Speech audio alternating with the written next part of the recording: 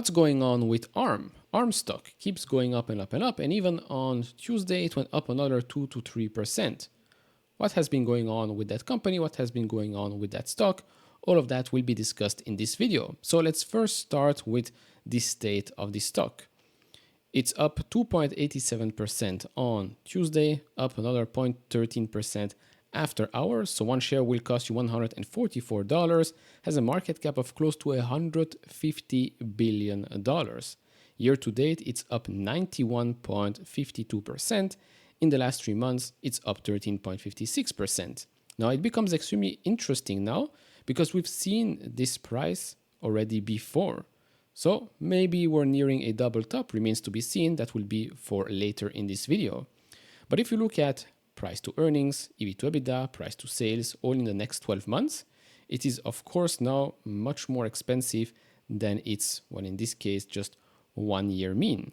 You can clearly see that when we had that small correction back under $90 or so back in early April, the stock went a little bit under its 1 year mean. Forward PE 65 times, EV to EBITDA 51 times, price to sales 24.3 times, which again is extremely expensive, but when you look at it right now, 37.6 times forward price to sales. I mean, it becomes extremely, extremely expensive, even more expensive than the likes of, let's say, Palantir, CrowdStrike, and those folks. Now, of course, you might say, yeah, okay, it deserves a premium. Fine, okay, deserves a premium because it's also an extremely high margin business. There's a lot going for it as well, right? AI, chips, they have the designs, the IP, the licensing. So of course they have some momentum as well. Makes sense. But then again, how much of a premium are you going to pay for this, right? Because we are already talking about forward PEs of 92.2 times, sales 36.9 times. And it's not like this is expected to grow 100% or so, or 90% top bottom lines. No. If you look at what the analysts are expecting for fiscal year 25, 26, 27, sales growth on average, 21% year over year growth. If you look at EPS growth, 22.8% year over year growth in fiscal year 2025, then followed by an acceleration, 30% growth in fiscal year 2026, followed by another 25.8% year-over-year growth in fiscal year 2027. So you could say that a lot of it is already baked in. Because if you are trading in such high multiples, and these are the expectations, I mean, I think you could say that this might be an extremely stretched valuation. Of course, this can change, right? If suddenly they have a quarter or 2 or 3 where you can see a huge reacceleration in the business where they are growing 40, 50% or so, or even growing 20, 30% quarter over quarter, then of course you're going to see those valuation metrics crumble down. This is what we've seen with Nvidia, right? Suddenly quarter over quarter, it grew 80%, triple digits year over year growth for a couple of quarters. Then, yeah, valuation will come down. Of course, it depends how much the stock goes up. But you have to take all of that into consideration, even though this is one of the best companies out there, right? From a profitability standpoint, from a market share standpoint, from basically the point of view of, well, we will going to need more and more chips. More and more chips will be on ARM architecture, and so they will be extremely big winners, of course.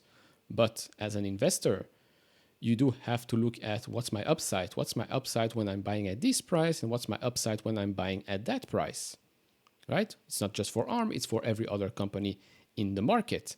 Now, before continuing, if you enjoy this type of videos, leave it a thumbs up, subscribe if you have not, we really appreciate that. If you want to support me even further, do check out the link down in the description and in the pinned comment to get the top 10 best stocks to buy now, or go to fool.com/couchinvestor. Thank you very much. So I first want to start off with what might be one of the reasons why the stock went up another 2 to 3% on Tuesday, and that's because ARM-backed Raspberry Pi soars in London debut in a rare tech win for the UK.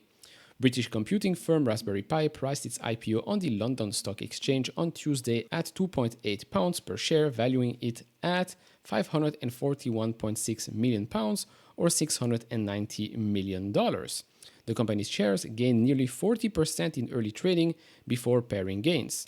Raspberry Pi builds highly affordable and accessible single-board computers costing as low as $15, While the company is known for its popularity with hobbyists, its devices are widely used by industrial companies too. And of course, since it's backed by ARM, they have a stake in the company, a successful IPO is, of course, a good catalyst for ARM. But more recently, we had even more, let's say, big statements. So ARM Holdings CEO expects ARM chips to capture 50% or more of PC market space by 2029. Huge statement.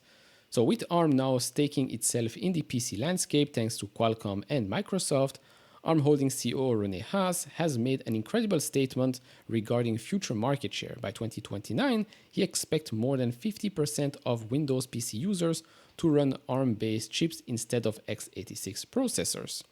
ARM's market share in Windows, I think, truly, in the next 5 years, it could be better than 50%. Haas's statement is as wild as it gets. ARM has been around for a few years in the PC landscape, but it is gaining new life with the introduction of Qualcomm's Snapdragon X Elite and X Plus ARM system on chips, which are capable of competing with the best CPUs on the market, at least according to official Qualcomm benchmarks. Of course, we still need to wait for more and more people to get those laptops, to get those PCs later throughout the year, to get better reviews. By contrast, x86 has completely dominated the PC landscape since the conception of a PC started 4 decades ago. Of course, AMD, Intel, you choose winners there. Now, although I think that ARM's market share will grow, I don't think that it will be over 50% unless Intel and AMD stop releasing new chips, which I doubt that will happen. Anyways, with regards to Intel, remember we've talked about that. Intel and ARM are actually going, not ARM in ARM, but they are going to work together, which makes sense since, in my opinion, now the huge value that I'm expecting from Intel in the future is from its foundry business. So Intel unveiled an emerging business initiative that showcases a collaboration with ARM to provide cutting-edge foundry services for ARM-based system on chips. This initiative presents an important opportunity for ARM and Intel to support startups in developing ARM-based technology and offering essential IP, manufacturing support, and financial assistance to foster innovation and growth. That's why I keep saying I think Intel Foundry is going to be huge if that's a big if it becomes very successful, because it's not going to be just x86, it's going to be ARM as well. Now, for those that don't know how big ARM is, so first up, we've got over 285 billion ARM-based chips shipped since inception, 28.6 billion ARM-based chips reported as shipped in fiscal year ending 2024, and over 18 million software developers on ARM. And more recently, we had an announcement or another report. Chip designer ARM eyes 100 billion of its devices to be AI ready by next year end.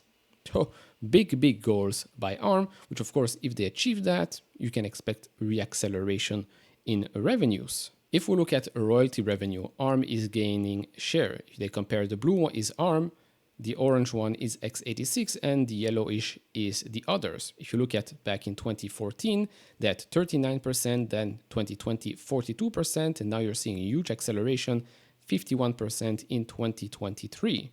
Now, why is ARM such a great business? Well, it's not all, but a lot of it is thanks to the royalty revenue. As you can see, they're still collecting royalties on products developed in the early 1990s. That's incredible.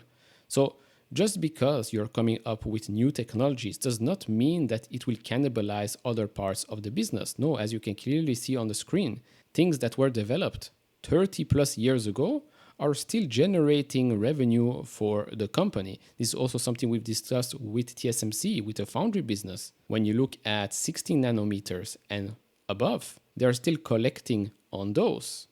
So that's one of the main reasons why this is such a great business. If we look at Q4 highlights, revenue increased 47% year over year.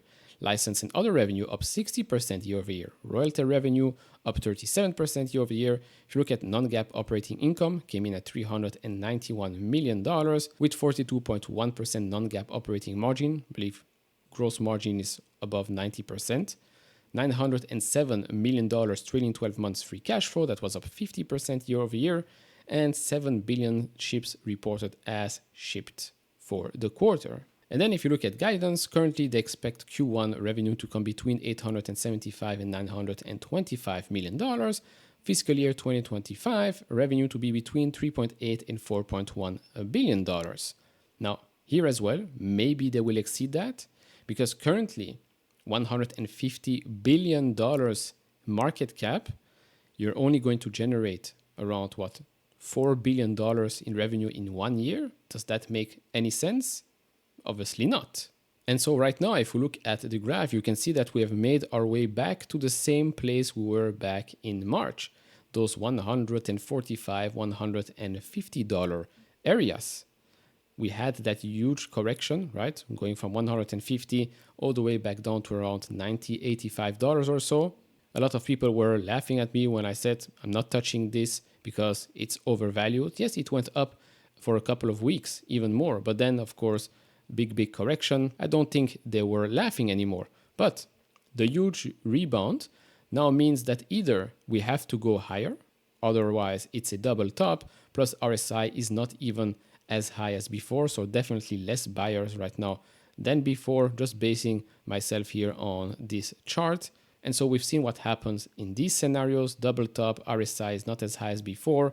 The stock usually will correct. Usually, I don't have a crystal ball because again, if next earnings report comes in much better than expected, huge raise a la Nvidia, then of course the stock can go higher and we're not going to see a big correction that can happen. So overall, that's about it. That's what's going on with ARM right now. I think it's a tremendous business, but there is a right and correct price to pay for each and every one of those businesses. My opinion, it is extremely overvalued right now. I'm just watching on the sidelines. That's about it. If you enjoy this type of videos, leave it a thumbs up, subscribe if you have not, and I'll see you all in the next one.